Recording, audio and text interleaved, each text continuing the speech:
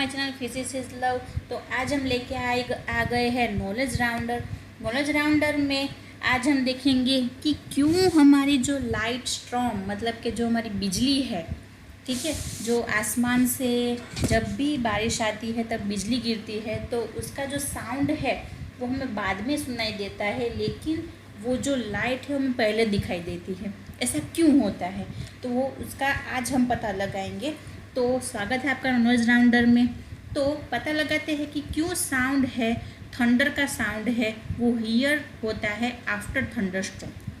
ठीक है, तो देखिए बिजली, ठीक है, तो बिजली दिखाई देती है हमें, थंडर स्टॉर्म दिखाई देता है। तो यहाँ पे सपोज ये नीचे आया, अभी नीचे आया मतलब कि ये हम क्या बोल सकते हैं कि हमें दिखाई दे रहा है। दिखाई दे रहा है मतलब कि ये क्या हो गया लाइट की स्पीड पहले हमें पता लगानी पड़ेगी, और इसका साउंड बाद में आता है। मतलब कि एक पता लगाना पड़ेगा हमें साउंड की स्पीड, ठीक है। तो दोनों एक के बाद एक हम देखते हैं और समझ लेते हैं कि ये क्यों ऐसा होता है। तो सबसे पहले देखिए साउंड वेव की बात करते हैं। तो साउंड वेव में अगर हम बात करें स्पीड की तो वो कितना होता है, सिर्फ 300 मीटर पर सेकंड। मतलब कि वो सिर्फ एक सेकंड में सिर्फ 300 मीटर तक ही साउंड वेव जा सकता है, ठीक है। और साउंड वेव है उसको मीडियम की ज़रूरत होती है। अगर हम स्पेस में जाए, आपको पता है कि अगर हम एस्ट्रोनॉट की बात करें तो वो एक दूसरे से बात नहीं कर सकते, क्योंकि वहाँ पे वैक्यूम है, वहाँ पे मीडियम नहीं है, कुछ एयर नहीं है, कुछ पानी नहीं है, कुछ भी नहीं है, वैक्यूम है। तो इसलिए जो एस्ट्रोनॉट्स है वो वहाँ पे बातें नहीं कर सकते हैं, ठीक है। तो जो साउंड है उसको मीडियम की ज़रूरत होती है। एक तो ये बात हो गई, ठीक है। तो अगर हम स्पेस में जाए तो हमें साउंड नहीं दिखाई देता, लेकिन लाइट में ऐसा नहीं होता। हमें बाहर अगर स्पेस में जाए तो वहाँ पे लाइट तो दिखाई देती है, ठीक है। इसका मतलब ये हुआ कि जो लाइट है उसको मीडियम की ज़रूरत नहीं पड़ती है। और क्या बात है कि यहाँ पे क्या होगा, कंप्रेशन एंड रेयरफैक्शन। अभी ये क्या है, ये देखिए, ये होता है कंप्रेशन एंड रेयरफैक्शन। सपोज कोई ट्यूनिंग फोर्क है, उसको हम ट्यून करते हैं, ठीक है। जब हम उसको ट्यून करते हैं तब क्या होगा, यहाँ पे एक्चुअली जो पार्टिकल है वो ऐसा नहीं होते, ये पार्टिकल है वो इक्वली सब डिस्ट्रीब्यूटेड होते हैं, ठीक है सर। ये तो सिर्फ थोड़ा सा पोर्शन लिया हुआ है।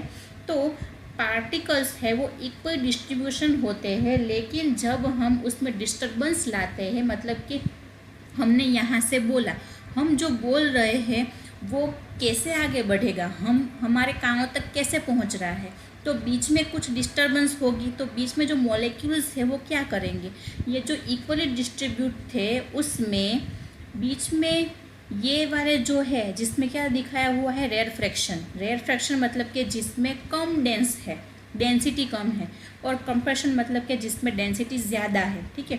तो हम जो बोलते हैं उसमें बीच में पहले रेयर फ्रैक्शन या तो कंप्रेशन होगा, उसके बाद continuously compression rarefaction, compression rarefaction, वैसे होते होते हमारे कान तक, हमारे ईयर तक वो आता है, ठीक है।